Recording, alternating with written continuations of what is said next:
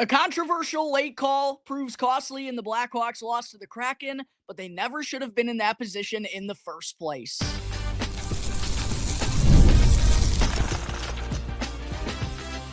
You're Locked On Blackhawks, your daily podcast on the Chicago Blackhawks, part of the Locked On Podcast Network, your team every day. What's going on, Blackhawks fans? Welcome back to another episode of Locked On Blackhawks, part of the Locked On Podcast Network, now your number one sports podcasting network. We're proud to bring you your team every day. I'm your host, Jack Bushman. Quick reminder to please go and check out Locked On Blackhawks on Instagram, as I've been posting a lot of cool Blackhawks-related content over there recently, stories, reels, graphics, and whatnot. So make sure to go and give it a follow if you haven't done so already. On today's episode, I'll start off by getting into the Blackhawks' frustrating 3-2 loss to the Seattle Kraken last night. Then I'll preview the back end of the back-to-back tonight against the Buffalo Sabres. And stick with me for segment 3 as I'll dive into the breaking news from this morning. The Black alternate sweaters have officially returned. Happy Friday, Blackhawks fans. Hope everyone's start to their weekend is going wonderfully. However, I know it's probably not so easy for that to be the case considering what transpired at the United Center last night. What the heck happened in that third period with the Blackhawks fully in control, up 2-0, coming off of a dominant second period, which that's the period that's given them fits all year long. Probably their best second stanza of the entire year so far was last night against the Kraken, only for them to fall flat on their rear ends in the final frame and give up 3 unanswered goals to lose 3-2 to Seattle and snap their 6-game point streak. Brutal. Probably the most painful loss. I was thinking about this. Probably the most painful loss that the Blackhawks have suffered since the 3-2 loss on home ice back in middle October to the Vancouver Canucks, where they were up 2-0 early, in full control, only to again go and surrender 3 unanswered goals. This was one that the Blackhawks completely let slip out of their grasp last night, but the Kraken were also definitely aided by a shoddy sequence from referee Justin Kia last night in the dwindling moments of this game, getting right into it. Tied 2-2 with just under 5 minutes to play. Blackhawks were hemmed into their defensive zone for a long stretch of time, which was kind of the case for the majority of the third period. I'll touch on more on that here in just a second. But Connor Bedard shows off his new wheels, generates a breakaway opportunity for himself by forcing a turnover at his own blue line, races into the offensive zone, and as he went to shoot the puck on a partial breakaway attempt, Ryan Lindgren, who had himself a heck of a night, appeared to have whacked Bedard across the hands. Not sure if the Hawks bench, Blashill and Bedard were wanting a slashing or a hooking infraction on that call, but regardless, there was no penalty called on the play from Justin Kia, despite him looking right at it. Bedard couldn't believe that Lindgren wasn't called for a penalty, turned towards the officials to kind of voice his frustrations and share his opinion on the matter, and Kia winds up throwing Bedard in the penalty box for unsportsmanlike conduct. Now listen, Blackhawks fans, after watching the replays and honestly even live, because it was a tie game in the final minutes coming down to the wire, I could have lived with Kia, keeping his lips tied on the whistle and not calling that one a penalty there. I thought it was a penalty. Obviously, Bedard did as well. So did Jeff Blashill, as he talked about during his post-game media session. But I could have lived with no penalty call there on the play. However, to go and throw Bedard in the sin bin with 4 minutes left, considering what had developed prior to that moment in a crucial point in the game, was absolutely unacceptable. And listen, I don't know what Connor Bedard said to the referee in that situation. Maybe he did say something that crossed the line, but personally, I find that a little bit hard to believe. And even if Bedard said, like, that was effing horrible, or what the F are you looking at, or something along those lines, right? I think it's pretty ridiculous for the referee to go and throw him in the penalty box and put the Blackhawks down a man in crunch time in the final moments of the third period with the game fully in the balance. And because, of course, the Kraken went on to go and score on the ensuing power play to make, to add insult to injury, it occurred with only 2 seconds left on Bedard's infraction. So brutal way for the Blackhawks to go out in this one. Bedard, after the game, said no comment when asked about what he said to referee Justin Kia, so I don't think that's one we'll ever know. But like I said, I feel like he really had to have crossed the line, or he better have crossed the line, as Jeff Blashill put it, in order for him to be put into the penalty box from that situation, because I think it's just a clear cut. If you're not going to call the penalty on Ryan Lindgren, then you got to let Bedard skate by. Even if he, turned his head a couple of times and barked back at you, you got to let the play continue there, because this thing is coming down to the wire. And the last thing you want is to make a decision that's going to impact the outcome of the game. And that's precisely what happened in this situation. So, as you know, upset that I was with the penalty call not being called on Connor Bedard there. Like I said, that's one that I could have lived with. But for Bedard to wind up in the penalty box after that situation, it is just completely unacceptable. But I did like to see Bedard, at the very least, kind of take accountability for letting his emotions get the better of him down the stretch of a game, which, he has to be better at. I understand he doesn't get a lot of penalty calls going his way. It seems like the officials are always against him for whatever reason. And I'm sure that has to be, mind-boggling to him why he doesn't get these penalty calls so frequently. And it's funny, ironic, I guess I should say, that after Bedard talked about how wearing the A for the first time in Tuesday's win over Calgary, he didn't get kicked out of a faceoff for the first time in his career, he said. Also added that the referees and the officials were nicer to him than they've ever been in his career. So, of course, in the following game, Bedard winds up getting screwed on a game-changing decision with just under 5 minutes left in the third period. Completely unacceptable for the officials to throw Bedard in the penalty box there. But Bedard, at the same point in time, does have to be better. Can't be griping to the officials with the game on the line in that situation. And he recognized that. He said he needs to be better. Said as a professional, that's something that he can't do. So just has to learn from it and do better moving forward. So like to hear him take that accountability there. But I also love to hear Jeff Blashill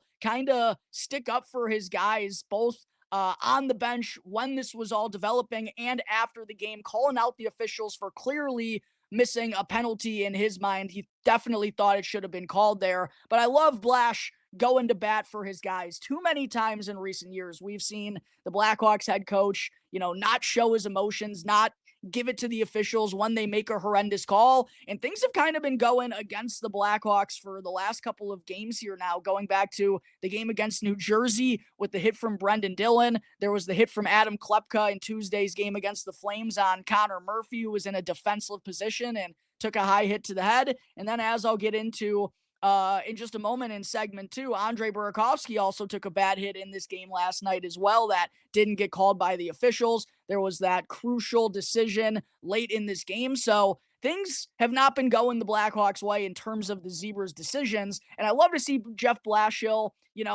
make it known that he's not happy with what's unfolding on the ice. He was clearly saying, what the F are we doing here? After that moment where Bedard somehow ended up being the only one to go to the penalty box. And then after the game, he just said point blank, it's a penalty. He said he watched the play and Lindgren's stick first hit Bedard's hands before hitting his stick on his back check. And that should be a penalty. So I love just Jeff Blashill sticking up for the guys, the culture that he's developed here in Chicago. Obviously, it was frustrating that his team didn't go and finish the job last night when they had a major opportunity, but altogether, I think you need a head coach that's going to step up and defend you in those type of circumstances. And I thought Jeff Blashill did exactly that last night. And he called out Justin Kia saying, Bedard better had said something really, really, really, really personal. And he said really 4 times in order for him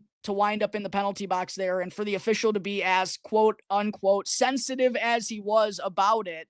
Was a little bit ridiculous in his mind. I think ridiculous in all of us Blackhawks fans' minds. But again, the Bedard has to be better in that situation. And As terrible as that call and decision was from Justin Kia, it's truly not what cost the Blackhawks the game last night. What really did was just their horrendous third period overall, which was definitely surprising because the third period has been the best period of the season so far for Chicago. They had outscored their opponents 33-15 in the final frame coming into Thursday's game. They were also 6-0-0 when trailing after 40 minutes. And for them to go and get rocked the way that they did in those final 20 minutes was completely unacceptable, and was definitely something we haven't seen from this team very often this year. When they've had an opportunity to go and finish games, when they've gone and smelled blood, I thought they've done a really good job as a young group at making the most of those opportunities and coming away with those games with 2 points. That just wasn't the case last night, as they got throttled in the third period by Seattle, and I feel like it kind of all started, not to throw this guy under the bus here because he's been so great all year and I always give him credit, but the Greyhound, Ilya Mikheyev, took, was it slashing? I can't remember exactly the penalty, but headed to the penalty box just over 2 minutes into the third period. That was actually only his second penalty of the season, which for a guy that plays on the penalty kill, plays in as many defensive situations as he does, and is aggressive as he is, I thought that was really notable that it was only Mikheyev's second trip to the sin bin, but it couldn't have come at a worse time for the Blackhawks because while they were in full control through those opening 2 periods, I think taking that penalty kind of gave the Kraken the momentum that they needed to go and get right back into the game. And while they didn't end up converting on that power play opportunity, they did strike for 2 goals quickly to tie up the score 2-2 moments after. So that was definitely a little frustrating that the Blackhawks started the third period the way that they did after being so good in the second, but they just never got anything going in the third period whatsoever. It took them up until there was less than 6 minutes to play in the period to get their first shot on goal. And overall, in all situations, Seattle led 19-5 in shot attempts, 12-3 in shots on goal, and 11-2 in scoring chances in the last period, which that's not how you play when you try to go and close out games. So the Blackhawks shot themselves in the foot. Blashill's group kind of deserved what they got last night because of their poor play in the third period. I know obviously the penalty call on Bedard and the non-penalty call on Ryan Lindgren is going to get, the lion's share of the attention. That's going to be the headlines, but the Blackhawks should never have been in that position in the first place. If they just played the way that they have all season long in the third period, that should have been a slam dunk victory last night. One that would have been really nice to pick up, not only to extend the point streak to 7 games, something the Blackhawks franchise hasn't done since the 2018-19 season.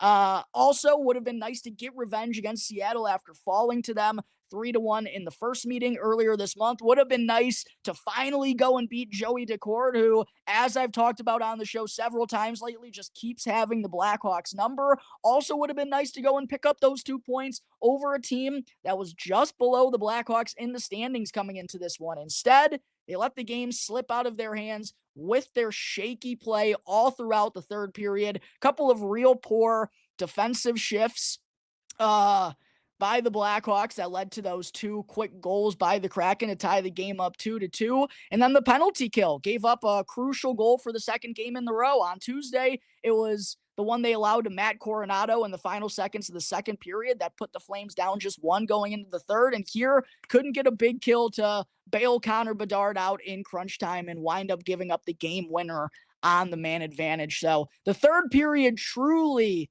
is what cost the Blackhawks in this game last night. However, make no mistake about it, Justin Kia made a horrible decision. Like I said, could have lived with a no call on the Bedard partial breakaway attempt, but to send him to the penalty box and be the only player going in, that was completely unacceptable in my mind. Let me know in the comment section below, Blackhawks fans, what you feel about that costly decision late in the game and also your takeaways from the 3-2 loss to the Seattle Kraken at the United Center. Puts an end to the Blackhawks' 6-game point streak. Also is a tough way for them to wrap up their 4-game homestand. They finish with a 2-1-1 record. That drops them down to 10-6-4 through 20 games now on the season. There's my quick recap of last night's hair-pulling loss to the Seattle Kraken. Coming up in just a moment, I'll dive into a preview of tonight's matchup, the back end of the back-to-back against the Buffalo Sabres. But first, I got to talk to you all real quick about Monarch. Most people can't name all of their financial accounts or even what they're worth, whether it's 401ks, properties, or investments. And when you don't have the full picture, you can end up leaving money on the table. But that's why there is Monarch, an all-in-one personal finance tool that brings your entire financial life together in one clean, super easy-to-use interface that's both available on your phone and your laptop. And Monarch does all of the heavy lifting for you so that you can link all of your accounts in minutes, see clear data visuals, and finally feel in control of your money without ever having to touch a spreadsheet. So don't let financial opportunities slip through the cracks any longer. Go and use our promo code LOCKEDONNHL in all caps at monarch.com. You'll also get half off on your first year. Again, that's 50% off on your first year at monarch.com when you use our promo code LOCKEDONNHL in all caps.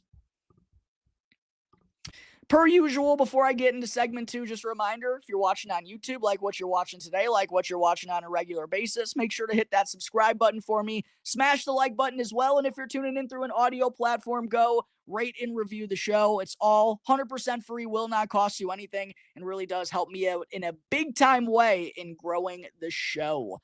Segment 2 here, the Blackhawks play the first back-to-back of the season, and tonight they're on the back end out in Buffalo. Had a late night travel, which couldn't have been easy. I'm guessing it was a pretty client plane ride out to Buffalo, where the Hawks will take on the lowly Sabres here for their final road game of November. Would have loved for the Blackhawks, obviously, to gone and picked up the win in the front half of this back-to-back. I mentioned on yesterday's show, it's always better when you go and get that done. It allows you to play a little bit more freely on the back end, so you don't have to worry or have that thought in your mind about, hey, shoot, we might lose 2 games in a row here rather quickly. Unfortunately, that is going to be prevalent for the Blackhawks here tonight as they let one slip away last night on home ice, but it feels like a real good opportunity for them to bounce back here tonight as the Sabres, coming into this one, have the worst record in the entire Eastern Conference, sitting at 7-9-4.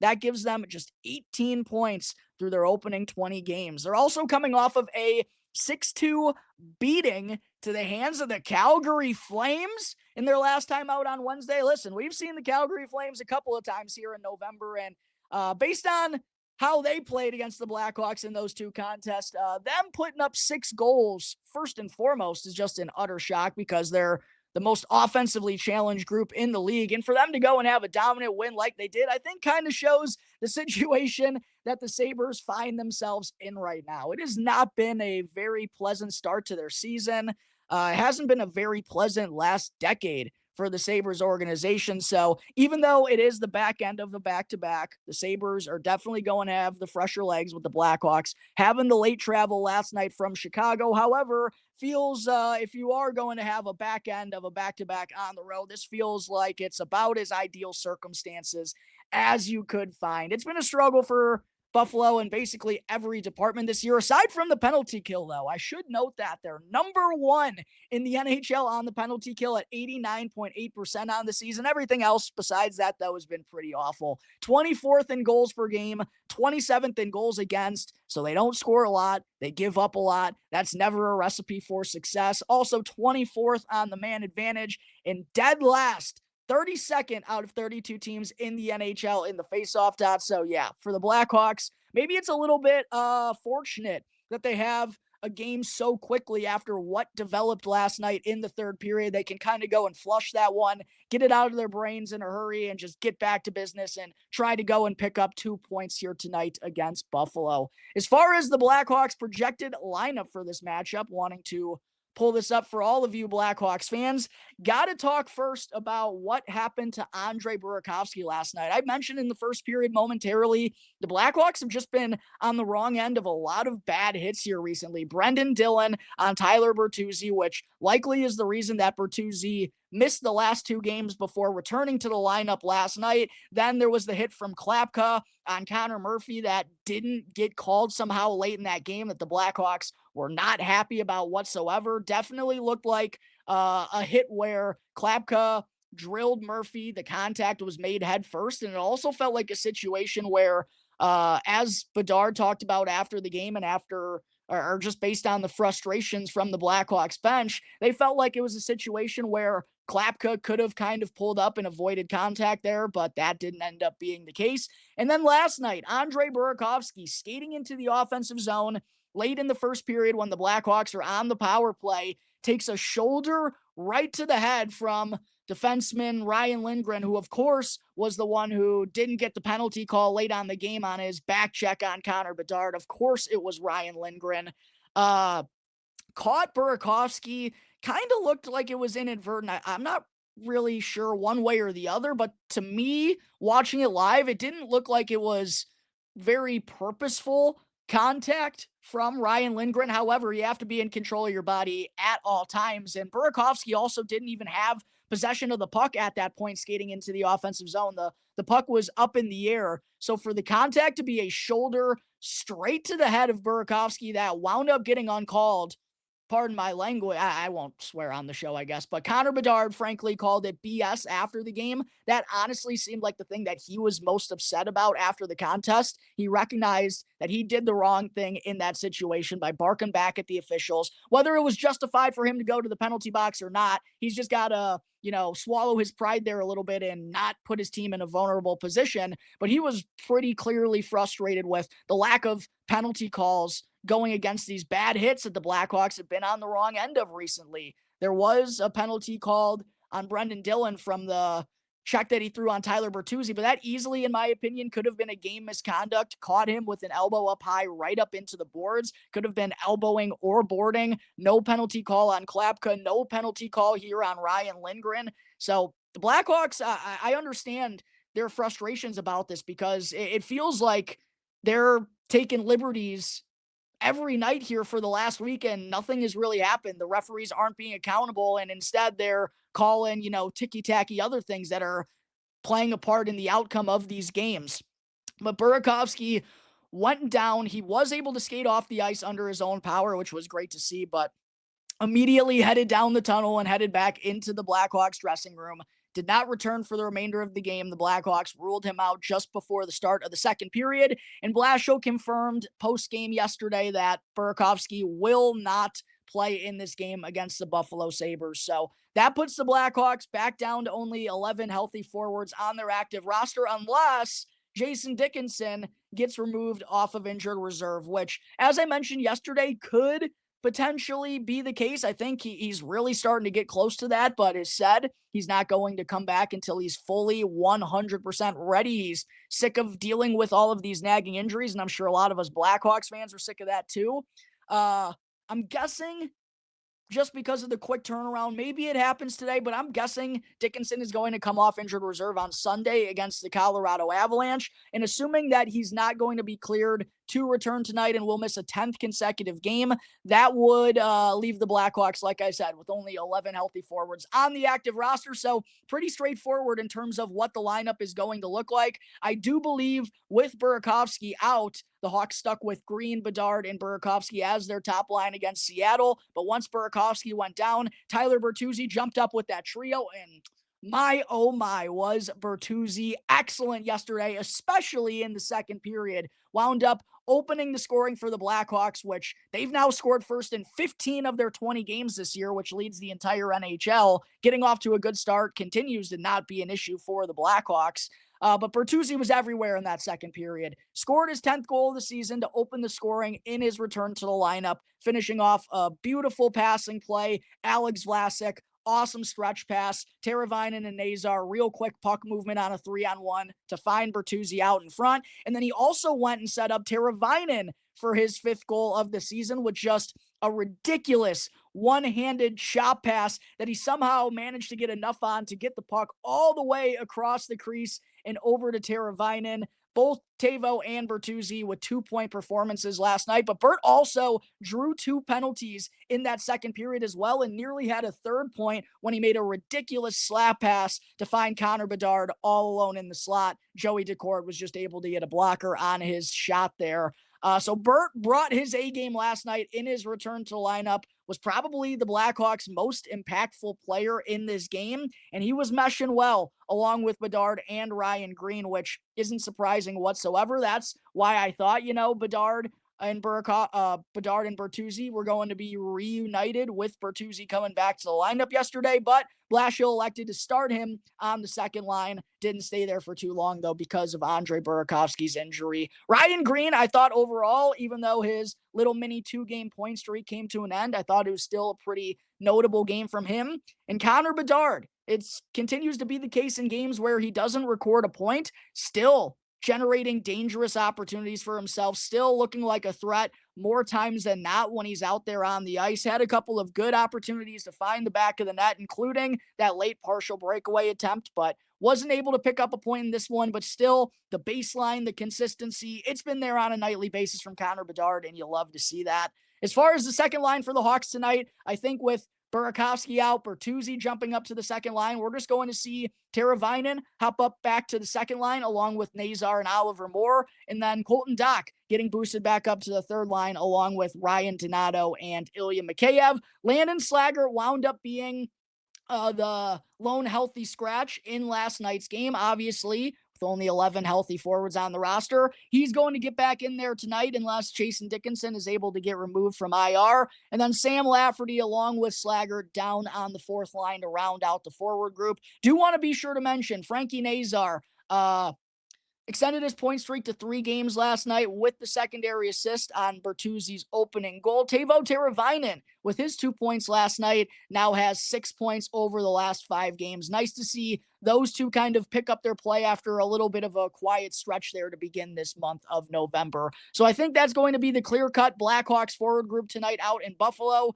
Defensively, not expecting any changes there either. Alex Vlasic and Louis Crevier as the top pairing. Big Lou's 4-game point streak unfortunately came to a close last night. Wyatt Kaiser and Artem Levshinov as the second pairing. Last night, we kind of got the Artem Levshinov experience, Blackhawks fans, which is the roller coaster ride throughout the course of a game, which he's gotten away from over the last month. And I've talked about on the show. I said at the start of this year, in order for Levshinov to have success right here, right now, he's got to be a little bit more structured. He's got to be a little bit more simple and kind of try to do less at times when out there on the ice, which I know goes against his instincts and what he loves to do as a rover-style defenseman, but I don't think it bodes well for him to go that route as a young defenseman in this league without a ton of experience. And we saw that a little bit in the third period last night. Up to that point, though, I thought Levshinov was awesome in the opening 40 minutes, was super aggressive in the offensive zone, had a couple of good opportunities, shooting the puck on net very frequently.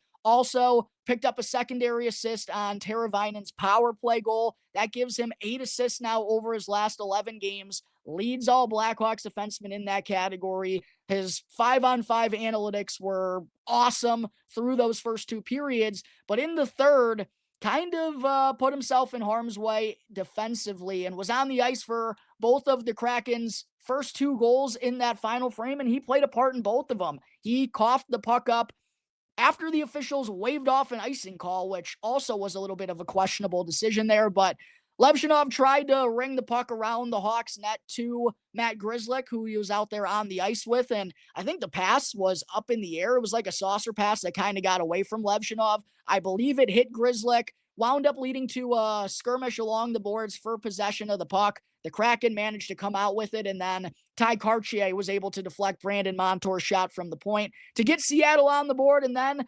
on Shane Wright's game-tying goal, it was a tough scrambly sequence from Artie, was on all fours right out in front of the Blackhawks net, then battling behind the net, lost his stick. While he was recovering and going to pick it back up, it was Shane Wright who beat him to the front of the net and was able to get a redirect on Riker Evans' shot from the blue line. So tough defensive period for Artem Levshinov there down the stretch. Artie giveth and Artie taketh away. Kind of feels like that's the case with him sometimes. But I do want to point out, it was the first kind of game like that, I thought, in a while from Levshinov, as he has done a much better job of staying out of danger defensively and not putting himself in bad spots. That was sadly the case last night in the third period against the Kraken. And then rounding things out on the Blackhawks blue line, Matt Grzelcyk, Connor Murphy, no surprise there. Grzelcyk got a big uptick in ice time last night. And then Sam Rinzel as the seventh defenseman. Thought Rinzel used his wheels nicely yesterday, generated a breakaway opportunity for himself on the power play. Love the recognition that the Kraken were kind of leaving the center ice open after he skated up and threw the drop pass. After he dropped it to Grzelcyk, he just beelined it right up the slot. Grzelcyk hit him with the return pass, and Rinzel managed to get one-on-one with Joey Daccord, but he was able to stop his backhanded shot attempt. But love to see Sammy Rinzel using his skating ability to create more for himself offensively. Got to see more from that and more moments like that from him moving forward with the wheels that he possesses. And then in net for the Blackhawks, I think it's got to be Arvid Soderblom with Spencer Knight getting the start in the front end. That sets up Arvid to get the start here in the back end tonight. 3-2-2 for Soderblom so far here this season with a 2-5-2 record, .912 save percentage. Has won each of his last two starts, stopping 64 of 67 shots in the process. All right, that is going to take care of everything to note quickly before the Blackhawks take on the Buffalo Sabres tonight for their final road game here in the month of November. Coming up in just a moment, before I close out today's episode, want to dive into the breaking news from this morning that the alternate black sweaters have officially returned. But first, I got to talk to you all about another one of today's sponsors, which is Rougiette. Let's be real. Making excuses doesn't solve anything. And we've heard them all before. It's just stress. I'm tired, or it happens to everyone sometimes. But when it comes to performance, sometimes your body just needs a little extra support, and that's where Rougiette comes in. Rougiette.com offers fast-acting, doctor-prescribed treatments designed to help you stop making excuses and start making moves. The process is fast, simple, and private, and it's all handled by real doctors. So go and visit rugiet.com/LockedOnNHL, and you'll also get 15% off on your first order. Again, that's rugiet.com, rugiet.com/LockedOnNHL, and don't forget to use our promo code LockedOnNHL so Rougiette knows we sent you. Rougiette, stop making excuses and start making moves.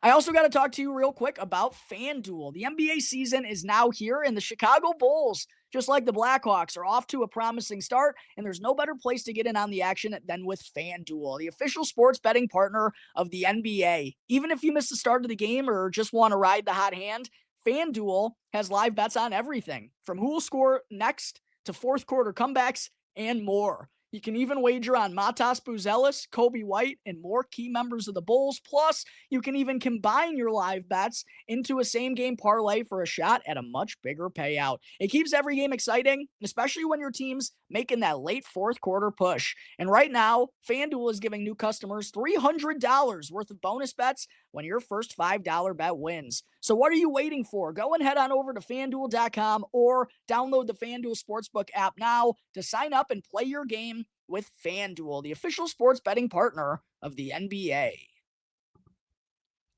Segment 3, before I close things out here on today's show, want to get to the big news from this morning, which there have been rumblings, there have been rumors about over the last couple of months, but officially a couple of hours ago, the Blackhawks announced that the alternate black sweaters are back, baby. And I've had multiple people in the comment section over these last couple of years message saying, hey, Jack, have you heard anything about the black sweaters? Have you heard any whispers? Are they making a comeback? I did hear something along these lines last summer, but had been in the dark up until that point, until there were kind of some of the whispers that were going on social media. If you're on X, you probably saw what I'm talking about. The Blackhawks Fanatics jerseys, I want to say, they made new Fanatics jerseys that were the alternate black sweaters and sent them to some Blackhawks media members, which was shared by them on social media. Don't think the Blackhawks or Fanatics would have done that if this wasn't going to be the case. There was also the leaked image of the Chris Chelios bobblehead where he's wearing a black sweater, and why would he be doing that if the Blackhawks weren't going to bring it back? So there was kind of some spilled tea that this was going to be the case, but finally it is official here today, and I know there are going to be lots of Blackhawks fans pumped up about this one because since these jerseys have gone away in 2008, 2009, I believe it is, A lot of people have been crying for them to make their return. And personally, to me, I absolutely loved these things when I was a kid. It was my favorite sweater that I'd go with every time I was playing NHL with the Blackhawks, or when me and one of my buddies would play online or go head to head. We were always rocking the black sweaters. And it's just another great addition to the illustrious history of sweaters that the Blackhawks have. Cannot wait to see the Blackhawks back in black next Friday. For Black Friday is when they will make their official return against the Nashville Predators. They will also be worn 7 other times here in the 25-26 season. They'll next be worn November 30th, Sunday game against the Anaheim Ducks. Also be worn January 9th against the Washington Capitals, January 23rd against the Tampa Bay Lightning, January 30th against Columbus, and then March 14th against the Vegas Golden Knights, and for the final time this year, March 20th against the Colorado Avalanche. Cannot wait to see what these puppies are going to look like on the Blackhawks players when they hit the ice for pregame warmups next Friday against the Nashville Predators. Let me know down below in the comment section, Blackhawks fans, how pumped up that you are that the alternate black sweaters have officially made their returns. That's going to close out today's episode of Locked On Blackhawks. As always, thank you all again for joining me on the show. Be sure to subscribe to Locked On Blackhawks on YouTube and follow Locked On Blackhawks for free as well. That way, you can get the latest episode as soon as it becomes available, whether you're on your lunch break, you're driving to work, driving home from work, whatever it may be. Go and follow Locked On Blackhawks for free, or you listen to your podcast and subscribe to the YouTube channel. I'm your host, Jack Bushman. If you want to check me out on X, you can do so at Jack Bushman2. My Strictly Blackhawks account can be found at Talkin' Hockey. Until tomorrow's episode, everyone, go Hawks. Let's go get a bounce back win tonight against the lowly Buffalo Sabres. I'll see you all on tomorrow's episode of Locked On Blackhawks, part of the Locked On Podcast Network, your team every day.